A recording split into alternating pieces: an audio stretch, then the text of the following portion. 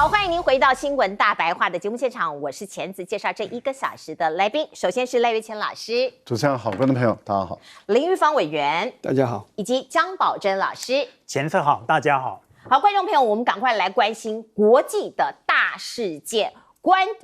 众朋友们必须要知道，现在美中还是非常紧密的在交流中，尤其是苏立文，他现在已经踏上了北京的土地。请导播让我们看看现场的画面，这个是在美选的前夕，苏立文他是美国白宫国家安全顾问哦，他到了北京，他要访问中国大陆，谈什么呢？我们刚刚也都在讨论。两岸的议题可能会谈，俄乌战争可能会谈，包括现在中东的局势也会谈，还有南海的状况可能也在双方的谈论的范围之内。不过极有可能苏立文也是衔命而来，因为大家知道拜登即将卸任了嘛，他这一次也没有办法再选了。那他跟习近平会不会在选前或者他下台之前来个拜习会呢？这个也都是外界关注的焦点。而另外我们来看看呢，当然对我们台湾比较有关联的是两岸的问题嘛。那中国大陆的外交部有讲了一些话，我们来看看大陆外交部说，台湾问题是中美关系第一条不可逾越的红线，台独是台海和平稳定的最大风险他又再度提醒美方必须恪守一个中国原则跟美中3个联合公报的规定那另外我们看到这一次呢，我们在想他们谈论的实质内容有没有可能包括太空为什么会有这样的发想呢？因为大家知道现在很夯的一个新闻，就是 NASA 太空人现在滞留在国际太空站，本来说要去8天的，结果现在可能滞留到8个月他被困在星际一直在做一些技术上面的一个排除，可是必须讲现在看起来排除困难。那 NASA 现在呢就放弃波音这件事了，因为波音把他们带上去的嘛，他们就求助 SpaceX。可是现在我们大家从电影上面，大家如果有印象的话，一些科技电影科幻电影有一种世界大同的感觉。美国俄罗斯或包括中国大陆，他们在太空科技上面的一个合作像是有这样子的一个电影叫做《地心引力》，记得吗？那个时候的这个情节就说美国太空人在空间站执行任务，后来发生意外飞船被碎片击中最后飞往就近的中国天宫空间站避难像是这样的情节，其实在很多的科幻电影里头都有可是我们来看看呢，过去其实美国的太空人也曾经在2022年的时候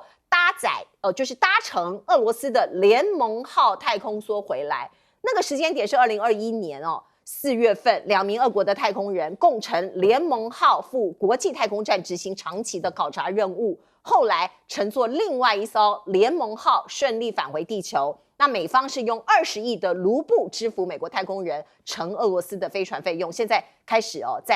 在付那个钱因为毕竟那是一笔这个包括油钱各种这个成本的费用嘛。那可是呢我们刚刚讲电影《地心引力》这样的情节不太可能出现在现实的这个世界，是为什么？因为有一个条约美国 NASA 其实有一个条约啦美国国家航天局就说，美国有一个叫做沃尔夫条约，是禁止 NASA 跟中国在航天领域开展有任何的形式合作就是互相就是抵制中国大陆来做这个参与这个航天方面的一些研究所以要合作恐怕很难至少在我们可以想象的这几年。那另外呢，我们看到苏立文到北京，是不是有可能谈的是这一项中东问题？非常有可能，现在中东感觉上都快打起来了那另外南海可能也是重中之重。不过昨天我们看到日本的防卫省突然宣布一件事情告诉大家说，中国的军机史上第一次侵入日本领空，而且长达2分钟昨天下午我们看到日本的很多的媒体都用紧急插播的方式插播了这一则报道。日本防卫省说，这是一架中国运9的电子侦察机，上午11点29分，接近中午的时候，到了长崎县男女群岛附近的日本领空，停留2分钟。日本很紧张，它的自卫队战斗机也紧急升空了那现在我们看到呢，中国对于美国、日本、英国、加拿大这些传统的强国的回应就是这样，你做什么我就回应你。包括您看到前一阵子在7月的时候，日本的航舰闯入中国的领海，接近浙江这个地方，后来被驱逐了嘛。所以那个时候中国大陆也说，你日本要说明哦。所以这一次侵入日本的领空有没有可能是一个回应呢？那另外我们再来看看，包括这个中国大陆的4艘军舰在7月初的时候也现身在阿拉斯加的外海，航入美国的专属经济区。那个时候其实美国人也是非常的警戒而另外在英吉利海峡，大家也都看到了，包括这个中国的军舰，因为它要往返俄罗斯嘛也经过了我们看到英国的水域，那也引起了像是北约这些国家的一些警戒。所以我们看到世界的局势未来会如何？那当然美水是一个重大的变因。来，先请教赖老师怎么看？我觉得苏立文这一次去中国大陆那么27、28、29就刚刚到了嘛3天的很长时间的会谈，其实有点像马拉松式的会谈这是他任内第一次到中国大陆访问，也是马上要卸任了。因为如果贺锦丽当选，贺锦丽目前传出来的讯息没有要继续用他，所以他是一定会下台一鞠躬了。那会安插什么其他工作不知道，但是如果是川普当选的话，他绝对不可能再任公职了所以他等于是毕业旅行。那这次的要谈这么多的问题，谈朝鲜的问题、两岸的问题、南海的问题，还有就是要谈到以哈的停战的停火的问题，而且呢还有就是俄罗斯俄乌的问题，还有就是这个所谓的俄罗斯军工企业跟中国之间的关系的问题，甚至还有301的贸易法案，甚至还有就是关税的问题。你看一篮子的问题要不要谈？这些问题有很多事实上是要解决的。那有没有可能在拜登卸任前解决一大部分的问题，还是什么问题都没办法解决，然后就留给下任的总统再来去处理了？那这样的情形下呢，是代表中美的关系还是停步不前的。一般估计在这一次的谈判前，双方已经有很大的一个较量。你看，在谈判前的时候南海的菲律宾闹得更凶，而苏立文在前几天才赞许肯定这个菲律宾的闹事，而且再给他5亿美元，然后由他的外交部，也就是美国的国务院的副国务卿跟缅甸的反对派在激励他们说，你们更积极一点，我们会支持你们。我们也看到缅甸的内战比以前更加的猛烈了，然后现在内战的已经有外溢到中国大陆的边界，那这大陆现在已经在缅甸的边界、中缅的边界进行实兵实弹的军演，那也就是防止战火在外溢。所以我们看到这个中国大陆周边的情势是不稳定的。印度的国防部部长也是在前天被邀请到美国去跟奥斯汀有会谈，那谈什么呢？谈两国之间如何加强合作，而印度的防长突然间转口就是说中国大陆他们会更激烈的来跟他对抗等等，整个布局都在进行中。这代表什么？中美的较量在谈判前已经开始在展开。昨天我想大家都听到一个消息，也就是301法案到底要不要继续走？你看为什么都在选择在这个节骨点？然后呢，马上又宣布说再制裁中国大陆跟俄罗斯有关的企业，总共已经到了400家。这个代表什么呢？经济、贸易、关税，然后区域间的稳定。苏立文他本身事实上都在操盘中，所以彼此之间的这个情势在谈前的时候就已经紧绷了。那中国大陆当然也很明白这个谈判是很尖锐的。昨天运真9就进入了日本的领空了，这个一方面是回应7月4号日本的梁月号进入浙江省中国的领海，对不对？这个是一种针对性，可是也是对于美国跟韩国的双龙军演，的另外一种牵制，也就是说都已经开始在进行这种牵制作用。昨天在驱离菲律宾的这些骚扰者，你看那个执法的力道更强，语言更少。而在这次的还没有谈判前的时候，我们看到大陆已经放话出来，就是说台湾的问题一定会谈，而且要美国就再度的重申有关于一个中国原则。那换言之，也就是说，等于是逼着你美国必须要在中美之间，我们先谈台湾的问题。台湾的问题没谈好，那其他的问题就不好谈了。那在这个过程里面，当然苏立文一定会再度的重申说，它是一个中国政策不会变啊，或者一个中国的原则不会变。但他基本上不会讲一个中国原则，他只会讲到一个中国政策，马上又会讲台湾关系法、3个公报等等。从这个角度，那为什么大陆一定要这样做？就是逼着你美国必须要在这个问题也表态，表态了以后再看看你有没有说一套做一套。如果你表态了，你暗中又支持台独，大陆就会在国际上就公告说你美国人永远就是说一套做一套，是不可信的。我想这个中美之间的关系要缓和的可能性其实是不大的。是玉芳委员怎么看？这是例行公事嘛？例行公事，这根本没什么。这个拜登政府早就已经确定了他的对中国的政策是什么。就是该竞争的时候竞争，该对抗的时候，该这个接触，engage 就接触，好，但政治的目的是什么？真正目的避免冲突，所以也就是说可以 compete， 好，可以竞争，但是不能这个 conflict， 不能冲突，就这样。所以每一阵子，拜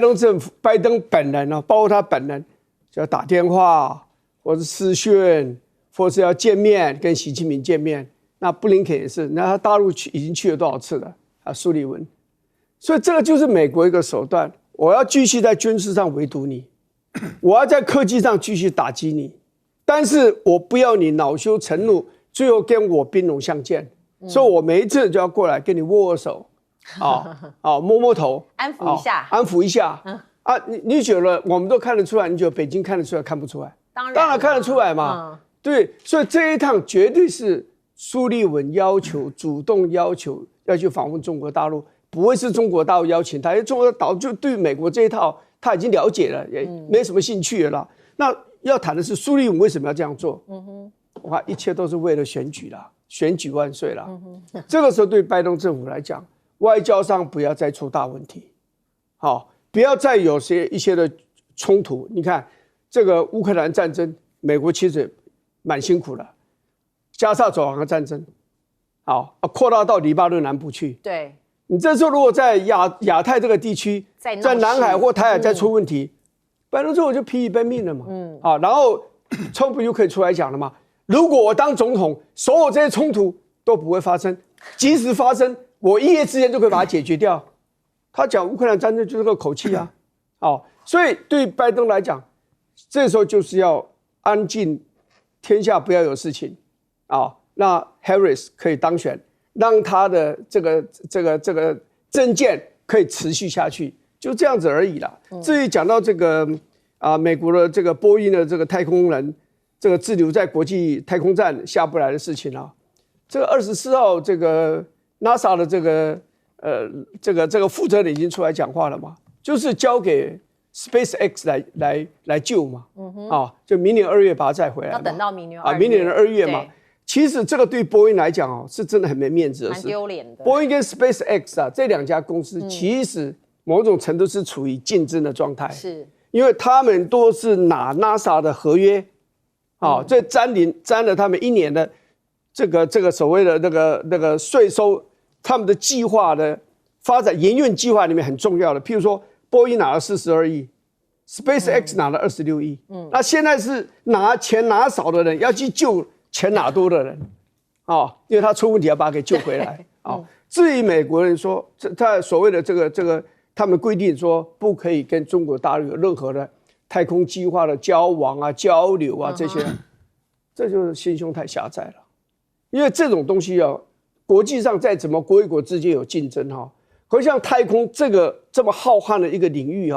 其实各国之间都要合作，对，都要合作。所以呢，你说你不要跟人家合作，你就怕人家好像要学到你了。对，这个美国一直觉得人家快要赶上他了，有那种急迫感。所以我们讲说，一个帝国真的要衰退以前会有好像当时的会有征兆，因为当时会变得心胸会变得越来越小。这其实是大可不必这个样子了，不够大气了。来请教老师，姜老师。好，关于苏立文他去北京到底谈什么啊？现在并没有官方的宣布。不过这即使是有记者会来透露的话，可能也不很完全。但是我想给大家介绍一份杂志啊，这个叫《Foreign Affairs》啊，美国的叫《外交事务》杂志。它在今年的7、8月号啊，就是最新的一期，它有一篇文章。这篇文章叫 What Does America Want from China？ 就是说美国到底要从中国要什么？这个写的人呢是拜登政府前任的国安会议里面的中国和台湾这两岸事务的主任啊。他写这篇文章主要是答复谁？这后面这个大标题底下其实还有很多人讲，我只讲这一个人。他答复呢是因为在前一期的外交事务杂志啊，有伯明和盖拉格，大家可能知道这是共和党的两个鹰派，他们两个人都曾经多次来台湾来见蔡政府。伯明和盖拉格写了一篇文章，说我们对中国政策太软弱，我们应当要对中国强烈的对抗，要达到什么标准、什么目的呢？他说要形成一个中国要脱离共产党的独裁统治，让它变成像台湾一样，这样才是我们美国和中国对抗的 end game， 就是这个对抗的终极目标是这样啊。其实，在美国有这样的幻想或者是真正的狂想的人也不少。那个德州的共和党参议员 Marco Rubio 在去年年底也写了一篇长文，是他的演讲，也是呼吁美国呢放弃对中国的任何的和解的交往政策，要全面对抗，在从经济到军事都全面对抗。这个伯明和盖拉格所写这篇文章显然有蛮大的影响所以这个拜登政府呢不得不跳出来讲说我们并不这样。他也解释了，说苏立文为什么说要一再去强调呢？说要跟中国的领导人要面对面会谈他说因为呢就是要避免这种不可收拾的冲突。他说我们只要站在一种说管理竞争，而不要弄成呢说要来到不可收拾的军事对抗。所以这篇文章呢讲了蛮多。是大家可以这个找出来看一看，如果大家有空的话。不过我们来关心俄罗斯跟乌克兰的战争。昨天俄罗斯发动了这个开战以来最大规模的空袭史上最大规模的空袭，针对乌克兰的领土我们看到包括乌克兰有15个州的能源设施、补给的铁路袭击，他们试图切断乌克兰的水电，打击他们的士气。所以你看到其实有一个危机出来了，因为俄罗斯射了超过100枚的飞弹去轰这个基辅的水坝，所以万一这个水坝破了、裂了导播让我们看这个画面，会有数十万人生命会发生危险37亿吨的水可能会整个淹没所有的大城镇所以其实蛮有一个大危机的那我们看到包括现在美国的角色又是什么呢？包括美国人说我们要来这个希望你们都能够停火或者西方世界有这样的呼吁，可是克里姆林宫说你们所有的停火谈判都已经失去了意义。为什么呢？因为几个礼拜前乌克兰已经长驱直入，打到了俄罗斯的领土了，所以他说我们现在要发狠发狠是我家的，我们现在这个发出一个讯息就是我们随时随地都可以给乌克兰人民带来痛苦，谈判失去意义啦，我们要锁定你乌克兰的能源设施，让你没有电用、没有水用，让你遭受更大的痛苦。所以我们看到泽伦斯基怎么回应他说这个库尔斯克的行动还在按照计划推进哦，所以你给我的威胁，你告诉我这样子的话，你空袭我也没有用哦。我们这个计划是希望莫斯科占领乌东的苏梅哦，所以你看到这个战场上有一些变化。那到底未来会怎么发展呢？我们看到了莫迪，他是印度的总理，他不是出访了这个乌克兰吗？那他跟泽伦斯基呀，他们拥抱了7次哦，这个谈话拥抱了7次哦，全世界都看到这个画面了。可是泽伦斯基跟印度的记者做一个记者会，他批评印度支持俄罗斯的战争经济，理由就是俄罗斯买了大量的天然气还有石油从俄罗斯买哦，所以他说你们印度应该要减少这个购买俄罗斯的这一些天然气跟石油哦，来切断俄罗斯的战争的一些金流。所以我们看到，包括他当面不敢讲，可是背面跟记者讲哦，这是泽伦斯基的做法。而另外呢，印度当然有他自己的外交政策，他跟很多地方交好，某种程度也在围堵中国大陆的崛起，像是他跟越南合作哦。那包括你看到了说是要实现印太愿景的重要伙伴，并且你看到呢，莫迪跟拜登也做了一些很多方方面面的交流，像是通电话在最近发生的，讲的是俄乌战争还有孟加拉的局势，看起来是两面都讨好，因为包括我们看到莫迪去了俄罗斯，接着又去了乌克兰，到底他在想什么呢？我们看到美国调停都不成功哦，不成功的地方除了乌克兰的战场，还有在中东哦。伊朗说你们不要小看我，我一定会战到底。所以加萨的停火谈判到现在毫无成果哈。我们可以看到这一场谈判的这个会议地点是在开罗举行的，可是无功而返，没有达成任何的协议。那美国的参谋长呢说，全面战争的风险其实是降低的，他的理由是什么呢？真主党在黎巴嫩南边的这个真主党跟以色列的交火，前一阵子不是很严重吗？现在已经暂时的停歇了，所以他说放心哦，这个布朗他说放心哦，更大规模的战争风险可能有所缓解。我们当然希望是这样啊，可是包括真主党，可是包括我们看到的这个在这个也门的另外一个胡塞组织可能不这么想哦。我们先看纳坦雅胡，其实不断的也在放话，他说攻击还没有结束啊，你以为现在停歇就是停歇吗？这一次啊，以色列大规模的出动战斗机去去突袭真主党，花了很多钱，1.2亿美元，一下子就烧光光了。而伊朗的外交部部长讲我们其实一定会报复的，你不要看我们现在没有做任何动作，包括胡塞组织也是伊朗支持的嘛，他们都不断的在红海去突袭这些商船，包括这一艘希腊邮轮23号被打中了，起火，它的火燃烧好几天，因为它是邮轮嘛，观众朋友，这个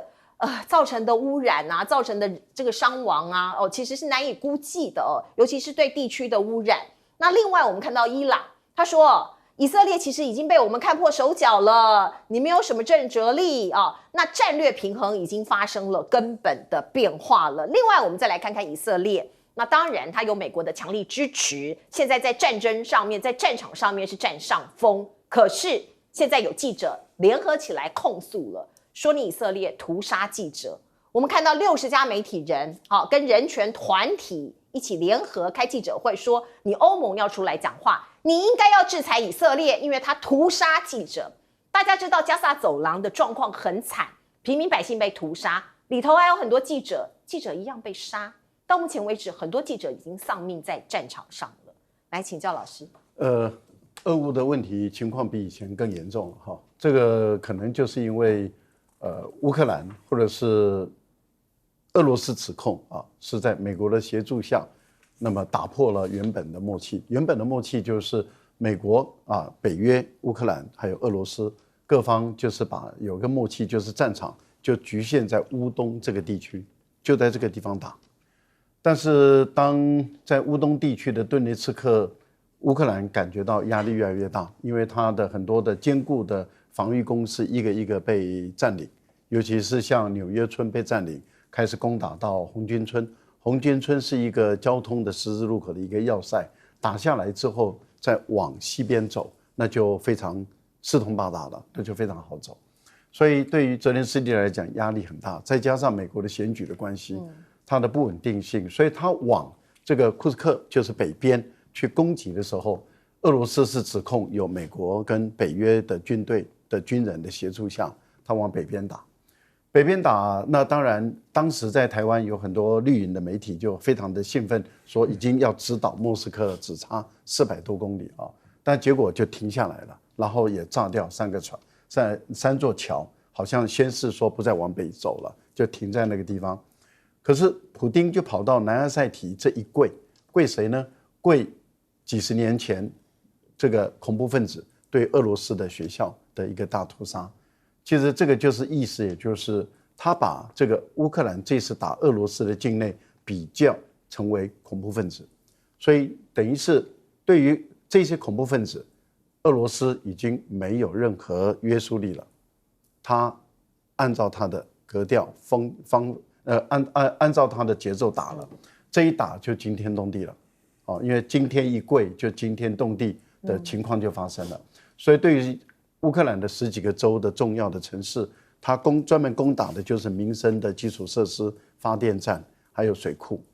那如果说基辅的这个水库被炸毁了，整个水溢出来了，那这个情况就非常的严重了。好，所以我觉得这一个是一个蛮大的一个危机。第二个呢，就是大量的去削弱这些发电站。美国虽然说我愿意提供给你更多的发电站，但问题就在于能不能短时间内尽快的修补完。我们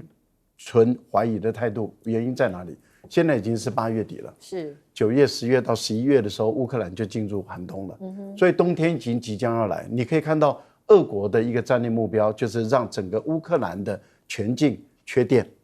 缺能源、缺水，这样的情形对于整个乌克兰要度过这个冬天会非常的困难。而我估计，俄罗斯的这一波攻击不是就这一波而已，之后会有第2波、第3波，一直到把这些乌克兰的大城市的居民多的，比如说几十万到300万人的大城市的民生的基础设施摧毁绝大部分，而不容易修补之后，可能这一波的攻势才会停止。这个对于乌克兰的还有上千万人的生活来说，要怎么度过这个寒冬，对北约来讲会是一个非常艰难的一个动作。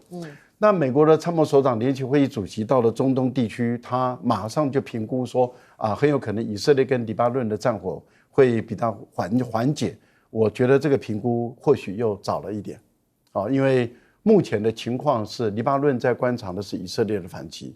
如果以色列在这2天又反击了，那黎巴嫩可能就再度攻击了，那当然又往上升级了。所以我觉得情况他的评估太过于乐观，而且评估的太草率、太早了，因为他是一个军事的将领，军事将领评估所有的战争的状态的时候，要根据非常科学的军事情报来去做评估。现在的情况是这样，伊朗目前把美国的2个航母战斗群吸住了，因为本来罗斯福号航母战斗群它是应该在亚太地区活动的，结果现在呢，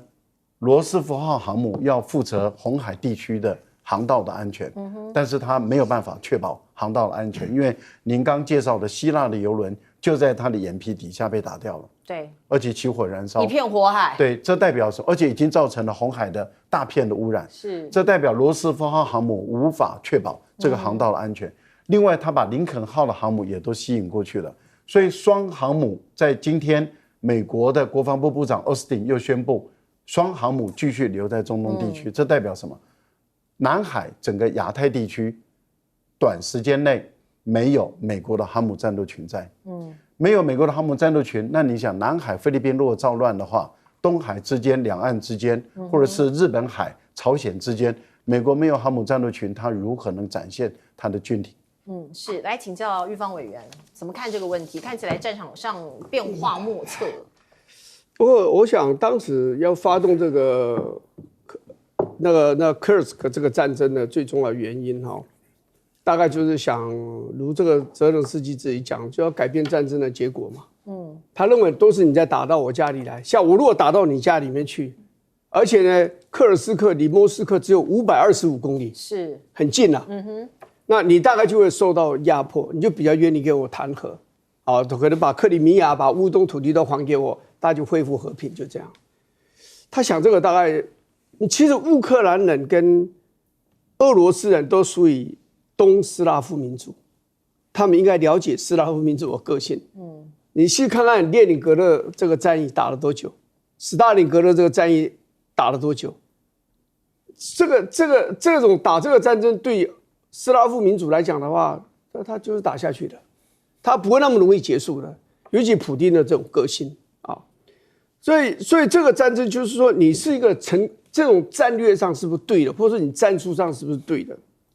因为你下去打到克尔斯克，然后你占领了1250平方公里的土地，然后你大概派进去的人，有人说12000人，说15000人，不管多少人，你知道这个地方，他现在占领1250平方公里，你知道台北市才多大吗？台北市才272公里，他现在占领的面积12000人所占领的面积是台北市的将近5倍。你如果真的有完成占领吗？很多地方你根本就没有办法占领的啦。所以他这个目前所控制的1250平方公里的土地是非常松垮的，而俄军也不急，所以他乌东听说只调了一小这个部队来，他对冯娟村的攻击挺进一直没有停止。普丁刚开始发了大脾气，因为脸上太难看了嘛，可他很快就恢复冷静。他认为这不是坏事啊。你看你现在孤军深入几十公里，然后一直往前推进，你每天要花多少淡水，多少汽油，那些燃料，多少炮弹，然后那些伤员的补充你要多少？这是一条很长的补给线呢。所以这个叫贝多溜。坦白讲，真正的做法应该是你组织一个突击的部队，今天打这一点，明天打这一点，后天打那一点，不断的找他俄军最脆弱的地方，那个防线最脆的地方去攻击。是，那我告诉你，俄军就会疲于奔命。结果你不是，你找了一个点，就直接就深入，占领1000多平方公里的土地。我如果这个事情啊，我不知道战争最后结果会怎么样，我只能说这个事情对整个战争的影响是微不足道的，不会影响他的，不会，绝对不会的。所以这个战争会继续下去，这是乌克兰的人民，包括俄国人民继续受苦罢了。是很辛苦。江老师，昨天新闻有提到说，这个俄国又发射很多飞弹啊、无人机，然后有打死了，好像也打死了记者啊。打到一栋楼呢，那个楼是路透社的记者，看起来是不得了的事情。哇，这个大喊大叫说这个你看俄国这么坏。但是下面呢，刚刚我们也提到这个新闻，以色列屠杀记者，60家媒体和人权团体都呼吁欧盟要制裁以色列。那美国有讲话吗？没有。路透社有讲话吗？特别为他们在中东的记者说什么吗？好像就我看到的也没有啊。所以这个国际间的双标啊，在我们看是在都存在。刚刚上一节的时候，我有提到说那个《Foreign Affairs》杂志里面啊，这位作者呢，他替拜登政府辩护。他说，我们虽然跟中国交往，但是我们并没有忘记呢，我们指责中国是独裁政权啊这样子的事情。但是我想反问，你跟沙烏地阿拉伯交往，你们拜登先生在还没有当总统的时候，怎么称沙烏地阿拉伯是贱民国家啊？这非常大的侮辱。结果你还跑去跟他碰拳啊，要握手。在川普任内也是，川普说这没有办法，因为人家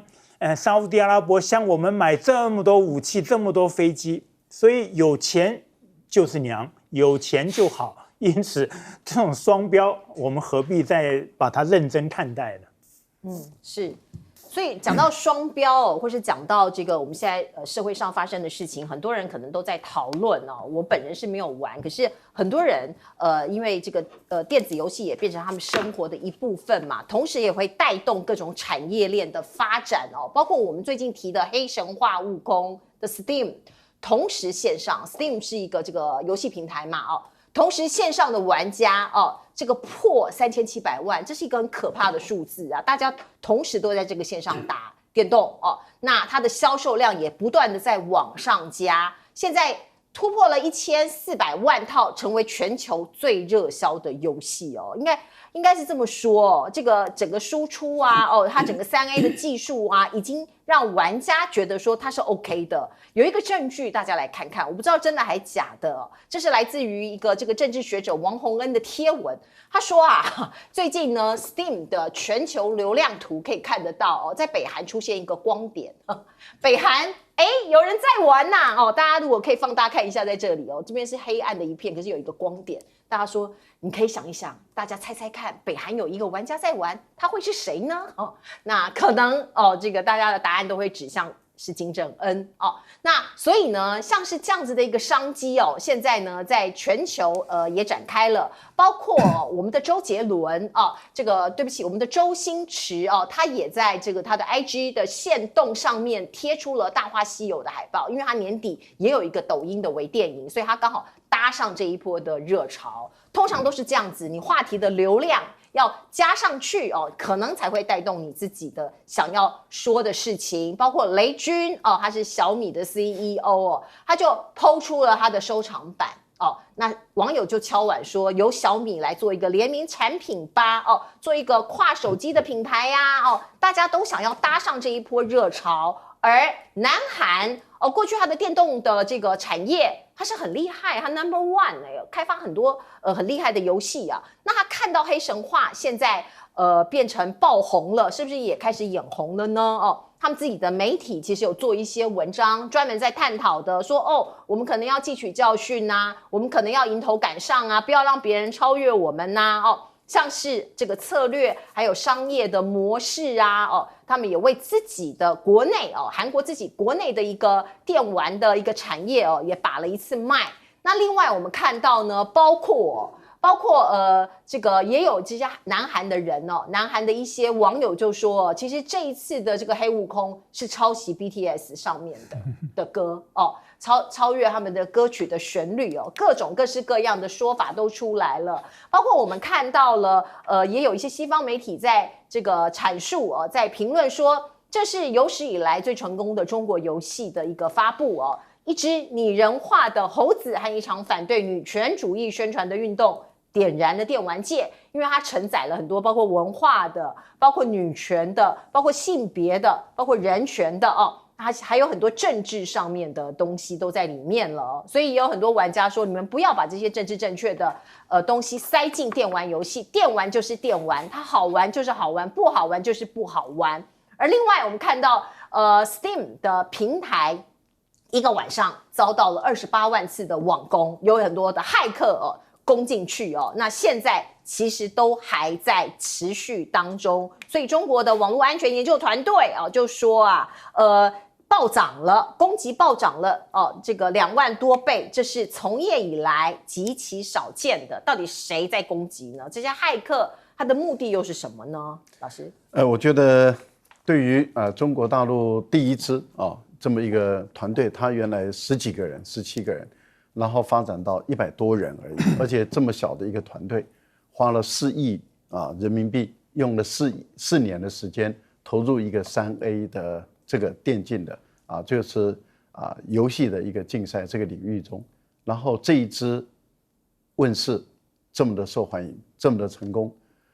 我们可以预估它会带动中国大陆更多的人才、资金、技术进入这个行业。而您刚刚已经谈了，您看都已经有人说希望小米也能够出产这些产品啦，甚至它的周边的延伸性的像公仔啦，还有甚至更多的有人其实在我们看在国外有人就拍成电影了漫威啦，各种什么东西都有，它带来的产业跟就业机会跟这整个产业链的营业额是非常的巨大的。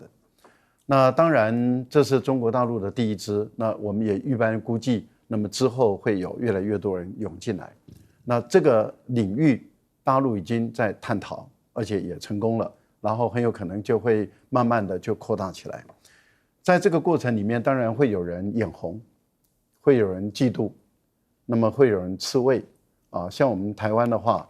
其实我们知道有很多的年轻朋友，他们很喜欢，都在玩。但是有政治倾向的绿营的，他们就吃味了，就不舒服了，然后就认为这个是涉及到中国文化的问题了，要打压，要去除。所以我们看到他在台湾就要上市，在市面上买就不容易哦，你要透过很多途径才能够买到这个产品。线上可以下载。但是你要经过别的途径去线上可以去下载。是。那我们摘轩也成功的经过很多途径去下载，而不是由我们这边的正式的一个管道。这代表什么？代表就是说他们找了各种理由，就是要阻止这个产品在台湾发展起来，但是阻止不了的因为它只会越来越大。那么刚开始有人在说你不可能突破50万套，然后结果100万套，然后接着1000万套，现在已经早就破1000万了。然后原来说你的线上人数已经一出来，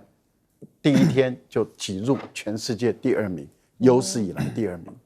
这当然就引起了大家的高度关注嘛，也引起了不只是中国大陆，也不只是台湾，其实也引起了日本、韩国、美国还有欧洲很多国家主流媒体的探讨，说这款游戏为什么这么的成功？成功的因素在哪里？大家都想分析，都想了解。可是我觉得韩国的心态，其实我觉得是对的，因为他们开始在进行反思，就说为什么大陆做得到，而我们以前韩国在亚洲这个部分，最早是日本做的最好，后来日本被韩国人赶上，然后韩国人一直维持，怎么韩国人现在没落了，中国大陆起来了，然后韩国人就在想，那我怎么能够再起来？我觉得这个就是一件好事嘛，你有反思，你有检讨，你就会想办法去改良，然后就会有竞赛。那么会有竞争，这个良性竞争，你会激起大陆更加努力，你也会激起韩国更加拼命。我觉得这个对我们来讲都是好事嘛。最不好的地方是在哪里？自己一个产品都没有，然后就说我们也可以做得到，这个就不对了嘛。所以当少康兄说你就是没做出来嘛，你就是做不到嘛，然后他们就很生气，就在那边在网络上那些绿媒的就攻击少康兄，我觉得这个就不对了。你做出来，你再攻击；你做不出来之前，你就闭嘴，你只好埋头苦干，努力做嘛。好，我们进一下广告。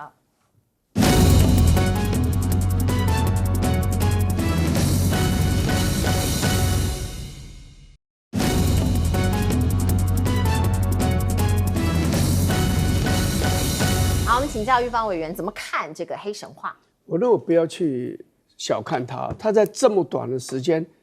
在全世界可以卖得这么好，而且引起这么大的这个讨论就表示它有值得我们注意的地方。我觉得一个东西要拍到这样子这个不是只有纯粹像什么科技这的确要科技，比如你的视觉的效果要非常好这里面一定有文化跟艺术的成分在里头。你如果只是很粗糙的说把它弄得很亮丽，可是没有内涵的话，你没有办法吸引这么多的人这个就值得我们有所去注意。当然你说其中他后面好像有一个老板是腾讯嘛，投资者之一嘛，对，所以他们大概就有很多足够的资金去找到很多的专家一起来做这个创作嘛。其实最早这个所谓的电子这种游戏这种东西，台湾比大陆进步多了。对，他们很多电子游戏机这些的开发是台商到大陆去开发，因为他们在台湾走不下去因为在台湾其实比大陆发展的要快非常的多，而且发展的很好。他们每一年呢也都在世贸有租下那个摊位，在做这个展览但是呢就越做就越小所以他们后来这些人就到大陆去做，而且大陆他们是出钱给你，譬如说你们这些人，包括你们台商你们如果要到马来西亚去办，他们在马来西亚就有办过，要办这样一个展示会，电子游戏机的这个展示会，他们补助你是台上你也拿到补助款，就去这样子，所以在很短的时间，在政府的政策的鼓励之下，他们就发展了这个非常的蓬勃当然，这有点矛盾的，就是说大陆自己对他们的孩童去玩电子游戏是非常的不接受的啦。因为家长反对很厉害，学校也有意见，所以政府呢就会采取手段所以对这个学生们要求他们不要这样子随便去玩这个电子游戏。可是呢，在商业的部分，你们去做吧。所以他们看起来矛盾的政策，也让他们做出了这样一个效果。所以现在他们的电子游戏机这些外销什么也都做得不错。是好，我们进一下广告。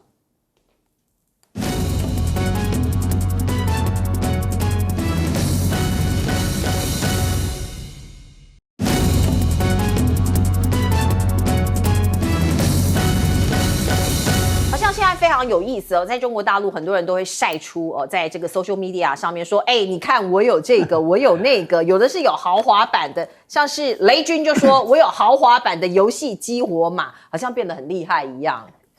是，说到这个，我有大陆网友也很热心来问我说，姜老师，你有没有玩这个啊？要不要我介绍你怎么玩？真不知道怎么回答，因为我没有玩这个啊。我玩的电玩呢，好像还是很老以前，什么小蜜蜂之类的。小蜜蜂。对，所以是差了好几个世代。不过我看到这边新闻说 ，BBC 讲呢说，哎呀，这个西方又认为它可能有监视啦、输送什么使用者资料啦。我说，哎呀，这又来了啊！大家知不知道？现在美国农业州啊，很流行买这个大陆的一种运货的车子，叫老头乐、蹦蹦乐啊。那这个美国政府呢也不高兴了，也说开始要禁止，还要给他加关税，也说呢这个有风险啊，有什么间谍风险。是。不过我倒觉得这个韩国啊，这回他的反思态度好像是比较正常，也比较理智，他没有妒忌，也没有说。孙悟空是韩国人吧？以前不是有，他们有说，有说，对，他说是韩国的，山西耶，彭子也是韩国人嘛，说饺子也是韩国的等等。但是他的这个反思啊，其实值得我们思考啊。很多人都说韩国为什么会艺文界发展的这么好，是因为它有文策院。大家晓不晓得我们台湾也有文策院，已经换了好几任董事长啊，但是看来也没有说做了什么文策出来啊。那提到说对大陆的这种孙悟空文化的妒忌啊，今天的内政部长刘世芳啊，他当年在做立法委员的时候呢，曾经有一段名言，那个时候侨委会说要办的活动要有预算，因为年度预算。说要请我们这边的艺文团体呢，去美国啊，去侨界来表演扯铃啊，就是一种民俗活动。结果刘世芳委员呢就说，扯铃是中国文化，这是帮中国统战啊，怎么可以台湾的侨委会呢做这种事？他是认真的吗？对，他立法院质询啊，那大家去搜索这个新闻啊，这不是我随便乱讲。那他的这种话也很多，陆军官校怒潮澎湃，党旗飞舞啊，哇，这还得